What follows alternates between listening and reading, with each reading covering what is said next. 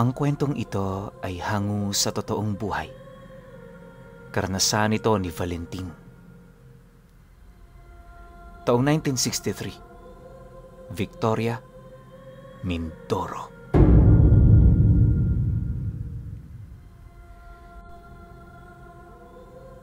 Isang butihing ama si Valentin sa kanyang pamilya.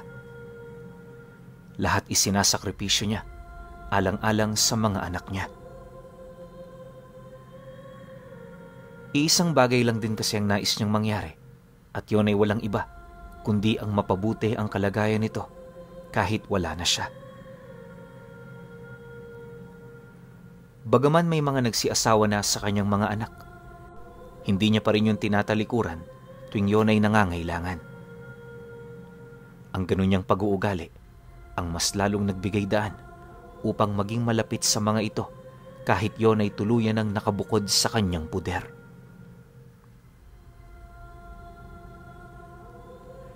Kung pag-uusapan naman natin ang katayuan niya sa larangan ng lihim na karunungan, masasabi mong wala talaga itong taglay na kahit ano. Pero alam niyo ba, sa lugar nila si Valentin lamang ang bukod tanging nakapatay ng isang aswang. Hindi naging malinaw kung papaano niya yun nagawa, pero base sa kanyang kwento, napagdiskitahan sila nito sa gubat. Sa pagkakatanda niya, gabing-gabi na noon ang binabagtas nila ang daan papauwi. Habang tinatahak nila ang isang masukal na parte ng daan, bigla na lamang may nagpakitang isang kalabaw na halos doble ang laki sa mga kalabaw na madalas nilang nasisilayan. Nga pala, kasama niya noon ang isa sa kanyang kaibigan na kapitbahay lang din nila. Yon ang nagiging katuwang niya tuwing pumapanhik siya ng gubat dahil sa wala rin naman yung permanenteng trabaho. Wala naman yung problema para kay Valentin sa kadahilan ng mas pabor sa kanya na may kasama siya tuwing siya ay pumupunta sa mga ganoong lugar. Sa pagpapatuloy ng kanilang pagmamasid, hindi naman nila gaanong pinansin ang kalabaw dahil ang buong akala nila pagmamay-ari yon ng mga taong taga roon. Ang kaso lang, habang unti-unti sila roong lumalapit, doon naman nila napapansin ang kakaibang wangis ng nilalang. Nang ilang metro na lamang ang layo nila rito, tumambad sa kanila ang namumula nitong mga mata, tapos yung kakaibang wangis ng mukha nito. Dahan-dahan na rin silang nakakarinig ng mga kakaibang angil na sinasabayan naman ng pagsimoy ng nakakasulasok na hangin na nagmumula sa nilalang. Dahil sa pangyayaring yon, ang kaibigan niya na mismo ang nagsabi sa kanya na hindi yon pangkaraniwang nilalang. Pagtatapat pa nito na, marami na yung naririnig na usap-usapan sa lugar pero hindi yun gaanong naniniwala, gawa ng kung iisipin, madalas na rin silang pumasok dito. Nabanggit din ng lalaki na, kung hindi yun nagkakamali, isang pamilya ng mga aswang ang naninirahan sa lugar na yon. Matapos naman itong marinig ni Valentin, hindi na rin siya nag-alangang bunutin ang kanyang itak, sabay sagot sa kanyang kaibigan ng, "Hayaan mo yung mga yan. Bakit? Papayag ka na lang ba na maunahan ka?" "Siyempre hindi, di ba? Maganda ka. Malakas ang kutob kung hindi tayo makakaalis ng basta-basta." Pagkalahad naman niya ng mga katagang yon, laking gulat na lamang nila nang masipat nila ang pag-usli ng dalawa pang sungay ng nilalang. Tumambad yun sa ilalim ng panga nito, kasabay ng pagbuka ng bibig nito, kung saan doon nila nasilayan ang muka ng isang lalaking nababalot sa nangingitim ng dugo. Hindi nila mawari kung ano ang nilalang na yon, pero base sa katayuan nito, parang ayaw nito sa ganoong sitwasyon. Makalipas pa ang ilang minuto, bigla namang itinaas ng kalabawang dalawang paa nito. Hudyat na papasugod na yon sa kanila. Nang mapansin naman yon ni Valentin, agad naman niyang inabisuhan ng kanyang kaibigan na ilagan ng pag-atake ng nilalang.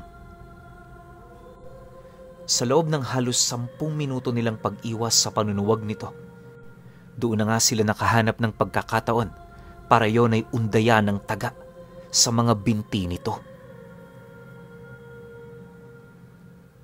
Inuna nilang lumpuhin ang mga nilalang, gawa ng alam nila sa kanilang mga sarili, yun lamang ang nag-iisang paraan para magawa nila itong matalo. Ang kaso lang, ang paglumpo rito, hindi naging madali para sa kanila. Sa kasagsagan ng kanilang pakikipagbuno, kinakailangan pang magsakripisyo ng kaibigan niya ng isang daliri para lamang matupad ang kanilang plano. Nang magawa na nila ito, doon na walang habas yung pinagtatataga ni Valentin, hanggang sa maputol na nga niya ang ulo ng nilalang na yon. Dahil sa kanyang ginawa, tumambad sa kanya ang napakaitim nitong mga laman na punong-puno ng uod. Ayon sa kanya, tunay ngang kakaiba ang laman ng isang aswang kumpara sa mga pangkaraniwang nilalang.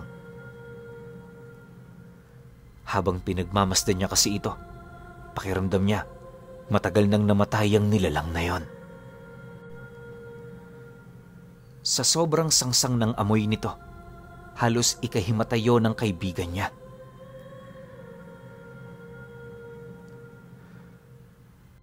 Habang tumatagal din ang pagmamasid niya rito, napansin naman niyang mabilis ang pag-agnas ng katawan ng nilalang. Kalahating oras lang kasi noon ang lumipas, halos malusaw na ang buong laman nito sa lupa. Nasisipat na rin nila ang bungo nito, pero nung hindi na nila makayanan ang amoy, pinili na nilang lisanin ang lugar. Magmula noong nangyari ang ganoong insidente, napilitan na ring umalis ng lugar nila yung kaibigan niya. Ang dahilan ng paglisan nito, ayaw nitong masangkot pa sa mga gulong hindi na nila maipapanalo. Binalaan din ito si Valentin sa mga maaaring mangyari, ngunit sa kasamaang palad di niya yun pinakinggan. Ang tanging ginawa na lamang niya, lumayo na lang sa gubat. Kampante naman siya roon kahit papaano, gawa ng magda2 milya rin ang layo nito sa kanilang pamamahay. Ayon pa sa kanya na, bukod sa kaibigan niya, wala nang nakakaalam ukol sa mga nangyayaring yon. Iniiwasan niya kasi itong ipagsabi kung kani-kanino sa takot na baka magdulot yon ng pag-aalala at pangamba sa lugar nila. Sa paglipas pa ng mga araw, habang tumatagal napapansin naman niyang normal na ang lahat. Nang malimot na rin niya ang tungkol sa nilalang, doon na nagpatuloy ang kanyang masayang buhay kasama ang kanyang pamilya. Subalit, lingid sa kanyang kaalaman, yung panganib na pala niyang iniiwasan, malapit na palang dumating. Isang gabi, habang naghahapunan sila ng mag-iina niya, bigla naman silang natigilan dahil sa pagdating ng may asawa niyang anak na nakabukod na sa kanila. Pagpasok naman ito sa loob ng bahay, agad naman itong inilahad sa kanila ang kasalukuyang pinagdadaanan ng asawa nitong buntis. Matapos naman niyang marinig ang sinabi nito, agad naman niyang itinigil ang kanyang pagkain, sabay tayo para kumuha ng mga gamit.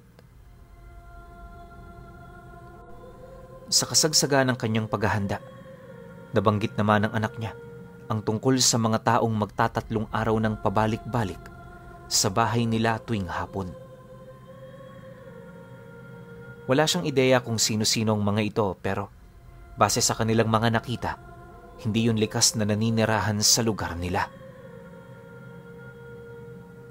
Ang ikinakabahala din noon ng kanyang anak ay yung usap-usapan ng mga kaibigan niya na maaaring aswang ang mga panauhing kanyang nakikita.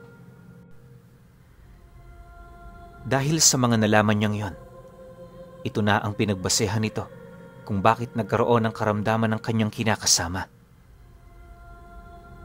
Matapos namang marinig ni Valentin ang kwento ng kanyang anak, tahimik lang naman siya roong nakinig hanggang sa marating na nga nila ang mismong bahay nito.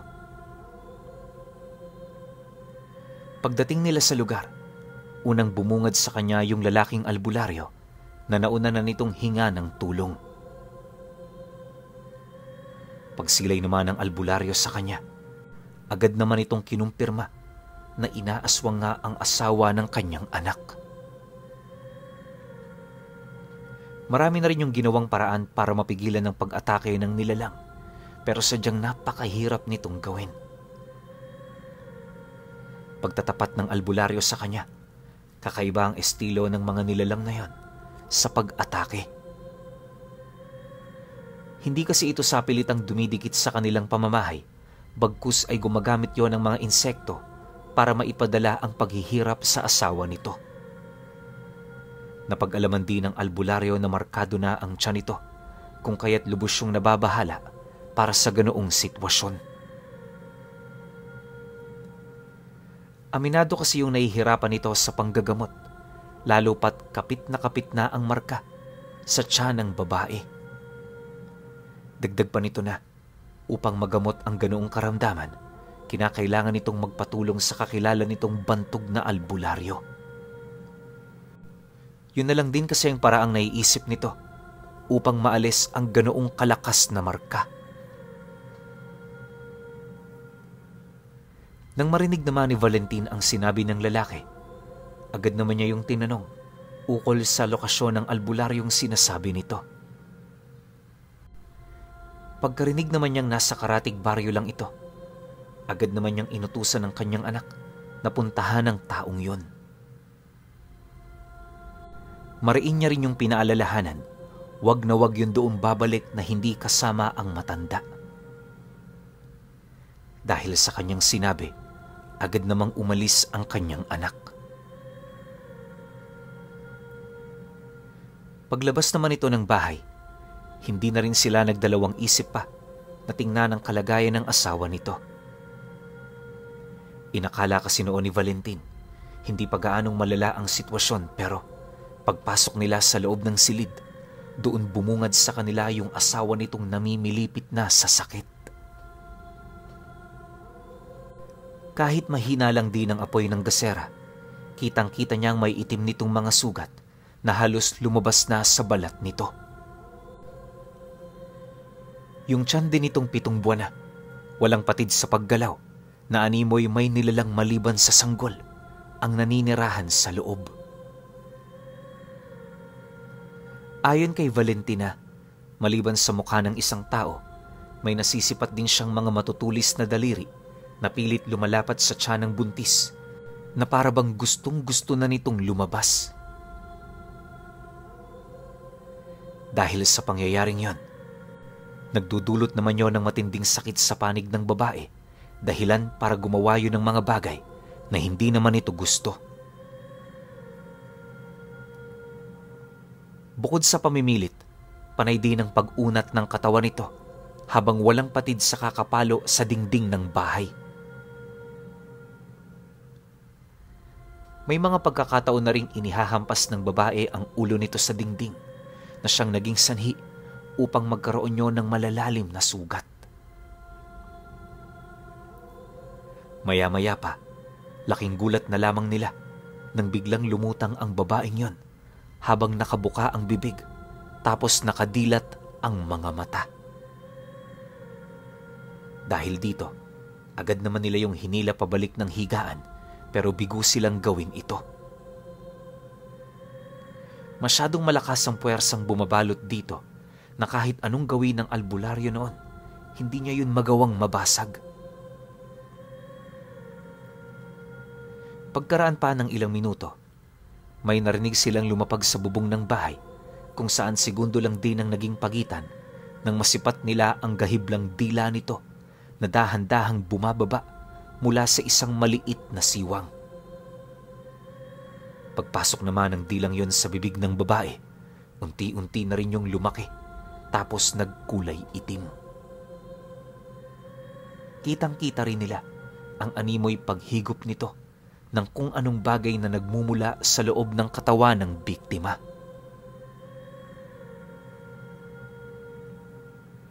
Hindi naglaon, ang unang napansin doon ni Valentin ay yung mabilis na paghumpak ng tiyan nito. Isipin ninyo, malaki na ang tiyan ng babaeng yon, kaya halos hindi sila makapaniwala nang masipat nila itong bumalik na sa normal. Yung tipong ang laman nitong bata sa loob bigla na lamang nawala. Matapos ang pangyayaring yon, dahan-dahan naman itong bumaba, kasabay ng pagkalas ng dila ng nilalang. Pagbagsak naman ito sa higaan, nakarinig sila ng malakas na pagkumpas ng pakpak na parang merong lumilipad. Sa pagbalik ng katahimikan sa paligid, pinilit naman nilang gisingin ang asawa ng anak niya pero bigo sila. Kung ano-ano na rin ang pinahid at ipinainom dito ng albularyo, ngunit sa kasamaang palad, nanatili pa rin itong walang pulso. Ayon sa kanya, marami silang ginawang paraan para maisalba ang buhay nito. Subalit naging bigo sila. Pagtungtong naman ng 11:11 ng gabi, sakto naman ang pagdating ng lalaki kasama ang albularyong pinapahanap nito. Yun nga lang, pagpasok nito sa loob ng silid, una nitong nadatnan ay yung asawa nitong wala ng buhay. Napakalamig na rin ang bangkay nito at yung ilang parte ng katawan nito medyo naninigas na. Paghawak naman doon ng matandang albularyo, nabanggit nito sa kanila na nawawala yung sanggol na nasa loob ng sinapupunan nito. Hindi man yun kapanipaniwala pero nung kinapa nila yon, ganun din ang kanilang naramdaman. Nang marinig naman yon ang kanyang anak, abot langit naman ang paghihinagpis nito dahil sa pagkawala ng asawa nito.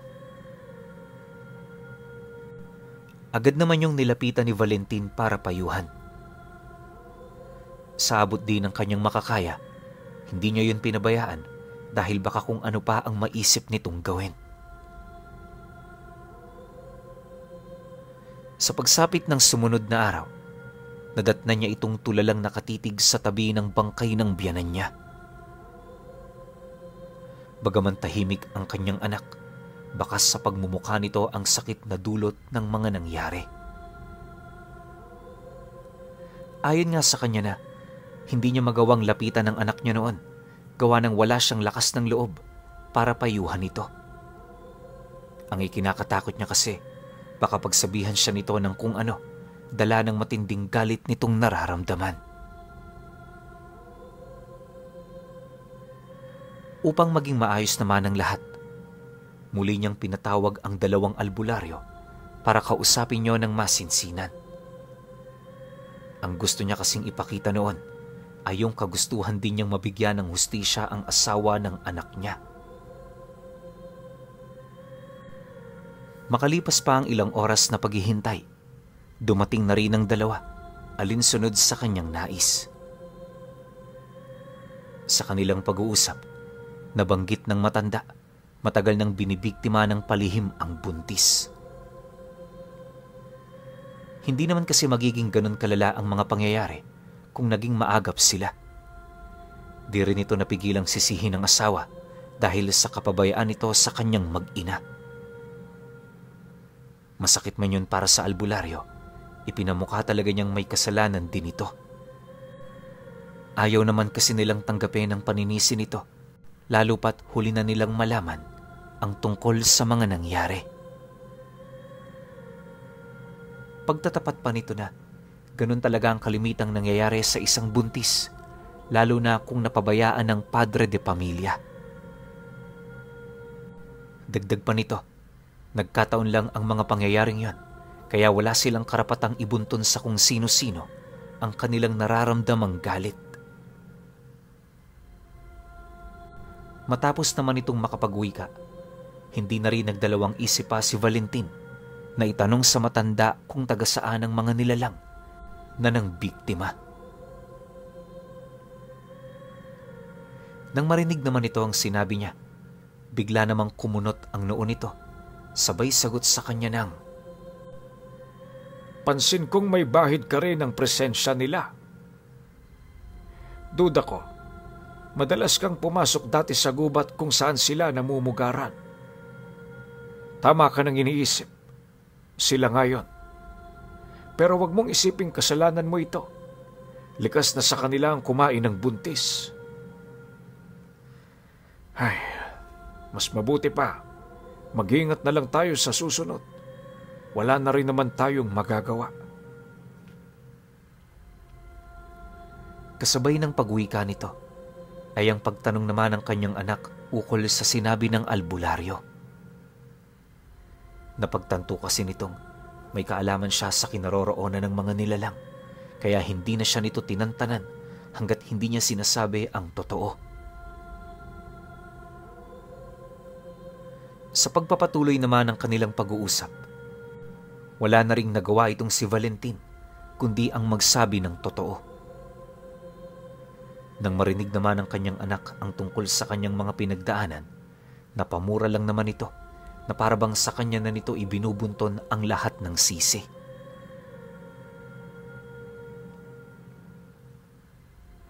Ayon sa kanyang anak, kung inilahad niya lang na mas maaga ang tungkol sa mga naranasan niya, hindi sana mamamatay ang asawa nito.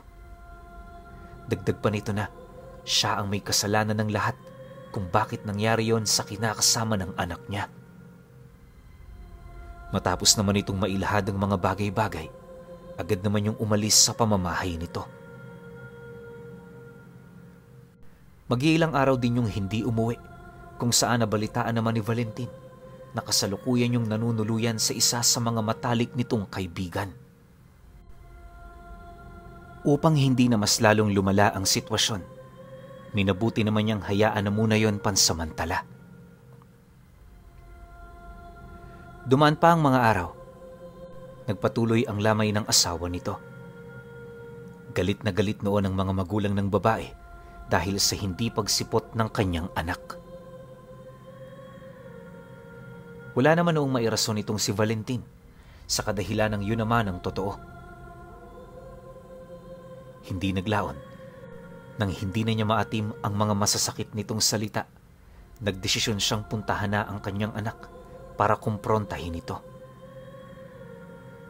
Sa isip-isip niya kasi, kahit mabigat ang loob nito sa kanila, kinakailangan pa rin itong pumunta sa lamay ng kanyang asawa. Pagdating naman niya sa tahanang tinutuluyan nito, bumungad sa kanya ang anak niya na nagpapakalulong na sa alak. 7:00 pa lamang ng umaga, alak na ang kaharap nito, kung saan maraming bote na rin yung napatumba. Pagsilay naman ito sa kanya, bahagya naman yung napatigil sa pag-inom, na animoy nakaramdam ito ng matinding pagkagulat. "Hanggang kailan mo balak ilugmok ang sarili mo sa alak na yan? Huling lamay na ng asawa mo bukas. Hindi ka man lang ba nakakaramdam ng awa para sa kanya?" Bungad na wika ni Valentin sa kanyang anak. "Awa, tay? Bakit? Mararamdaman niya pa ba ang awa ko para sa kanya? Yung pagmamahal at bighating nararamdaman ko ngayon, madadamayan niya pa ba ako? Tay, patay na ang mag-ina ko. Kahit anong gawin kong pag-iyak sa kanilang mga bangkay, hindi na sila babalik. Ayos lang na tingnan niyo ako bilang ako ang pinakamasama ninyong anak. Pero sana, wag na wag niyo rin kakalimutan na minsan din ako nagkaroon ng silbi sa inyo. Wika ng kanyang anak. Matapos naman itong mailhad ang saloobin nito, doon na yon nagsimulang magtanong ukol sa pugad ng mga aswang na pumatay sa kanyang asawa. Naniniwala kasi itong alam yon ng kanyang ama, kaya na may nagpupumilit talaga siyang alamin ang lahat. Di naman ito sinabi ni Valentin. Ang kaso lang, noong pumupunta pa siya ng gubat, palagi niyang nababanggit dito ang lugar na kanyang pinupuntahan. Nang maunawaan na nito ang lahat, tumangulang naman ito habang nakatitig sa baso ng alak. Hindi na rin yun nagwika pa sa kanya na para bang alam na nito ang mga bagay na gagawin niya.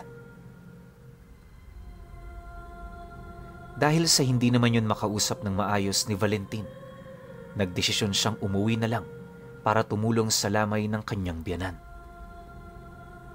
Hiyang-hiya na kasi siya noong mga oras na yon sa kadahilan ng sagot ng pamilya ng babae ang lahat ng gastos para sa lamay at magiging libing nito. Gustuhin man kasi nila noong tumulong, sadyang hindi nila maipagkakaila na walang-wala rin sila. Sa pagsapit naman ng araw ng libing, hindi pa rin nagparamdam ang kanyang anak.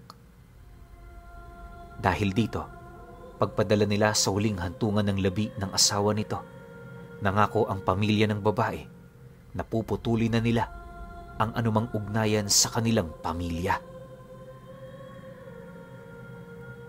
Wala naman siya noong nagawa dahil aminado naman siya na ang anak niya ang nagkasala at naging pabaya. Dumaan pa ang mga araw, nagpatuloy naman ang kanilang pangkaraniwang buhay. Inakala niya noon magiging maayos na ang lahat, pero isang linggo matapos mailibing ang kanyang biyanan, may nasagap siyang balita tungkol sa anak niya. Ayon sa kaibigan nito, magdadalawang araw na rin yung hindi umuuwi sa tinutuluyan nito. Huli niya yung nakausap nung nagpaalam yun sa kanyang tutungo yun sa gubat para maghanap ng mapagkakakitaan.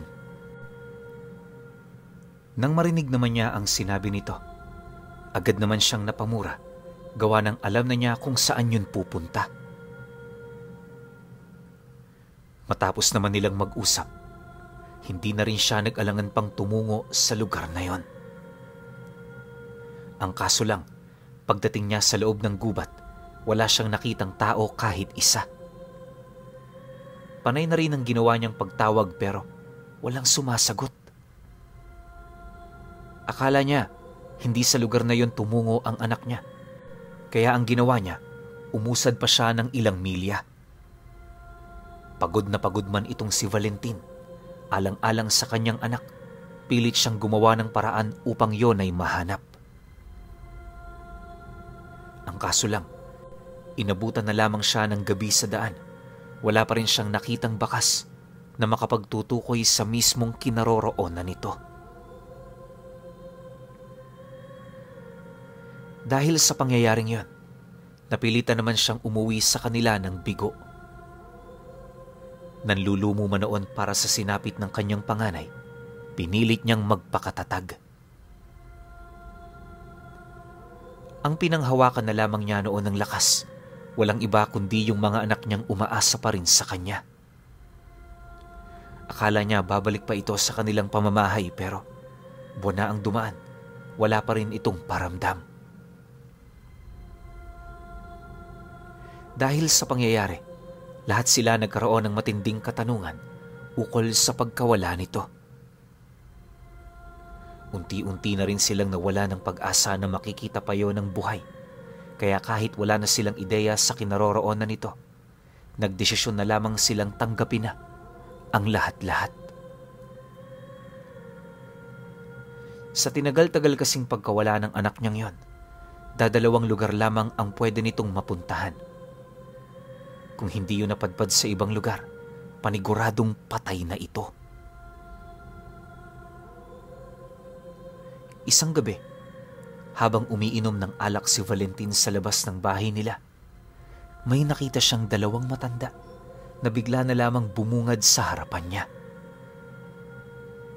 Pagpasok nito sa loob ng kanyang bakuran, dali-dali naman yung lumapit hanggang sa magkaharap na sila. Dala na rin ang kanyang matinding kalasingan noon. Kahit alam niyang hindi pangkaraniwang tao ang dalawa, pinili niya yung kausapin na para bang mga ordinaryo.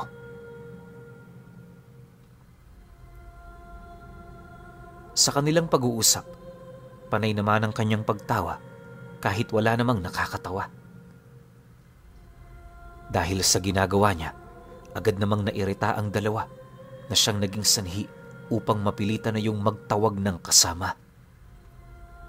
Pagsipol naman ito, agad namang bumungad sa kanya ang isang binatilyong naglalakad mula sa malayo.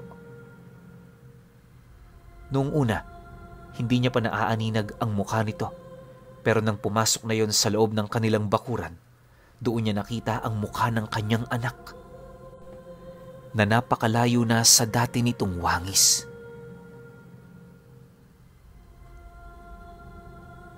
Palagi na ring nakabuka ang bibig nito at kung titingnan parang wala na yon sa tamang wisyo. Pagharap naman nila, agad namang inilahad ng dalawang matanda ang tungkol sa ginawa nitong pag-aalipin sa kanyang anak. Binalaan din siya nitong wag na niya yung susubukang iligtas dahil sa oras na lumayo yun sa kanila, mamamatay yun ng walang dahilan. Huwag mo nang isipin na nagmamagandang loob kami sa iyo. Naalala mo yung kalabaw na pinatay mo? Anak ko yun. Ngayon, ipaparamdam ko rin sa iyo ang pait ng mawala ng mahal sa buhay. Gusto mong iligtas ang anak mo? Subukan mo. Pero paalala, kung gagawin mo yan, hindi malabong mauna ka sa kanya. Magandang gabi sa iyo, iho. Wika ng isang matandang humimas sa ulo ng kanyang anak. Pagkalahad naman nila ng mga katagang yon, agad naman itong nilisan ang lugar. Matapos namang marinig ni Valentin ang lahat, bigla naman siyang nahimasmasan sa kanyang mga nalaman. Magmula noon, taos-puso niya na talagang tinanggap na wala na nga ang kanyang anak. Hindi na rin niya sinubukang iligtas ito, base na rin sa inilahad ng mga ito. Hanggang sa kamatayan ni Valentin Pinuno, hinding-hindi niya pa rin makakalimutan ang ginawa sa kanya ng mga aswang na anak para sa anak.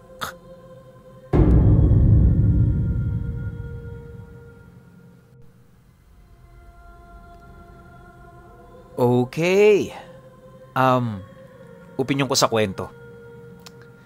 Kala ko siksik tsaka punong-puno ng drama yung kwento natin, pero hindi pala. Grabe tong mga aswang na to. Kasi ano bang alam ni Valentin? 'Di ba? Na anak nila yung higanting kalabaw na 'yon, 'di ba?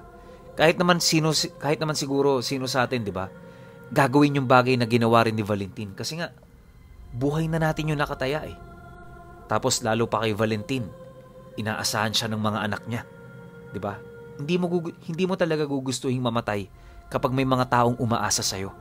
Kaya ako, naiintindihan ko kung bakit naging ganun yung reaksyon ni Valentin nung nakita niya yung higanting kalabaw. Tapos, yun nga lang, syempre, kasi dahil sa ginawa niyang yun, meron talagang magiging kapalit. Ang masaklap nito, yun sanang apo niya. Tapos yung asawa ng anak niya namatay, dagdag mo pa yung anak niya. So parang triple o 5 beses yung sakit na binalik ng mga aswang. Kaya kayo kung sakali mang may makita kayong mga kakaibang nilalang sa gubat, wag nyo basta-basta gagalawin o wag nyo basta-bastang iuuwi. Kasi mahirap na pwedeng aswang yan na nagpapanggap, pwede ring alaga ng engkanto. Kaya mas mainam na wag nating galawin kung ano man yung mga nakikita natin sa gubat. Pero kayo, kung may opinyon kayo sa kwentong ito, Comment nyo lang sa baba. Yun lang. Hanggang sa susunod na kwento. Salamat.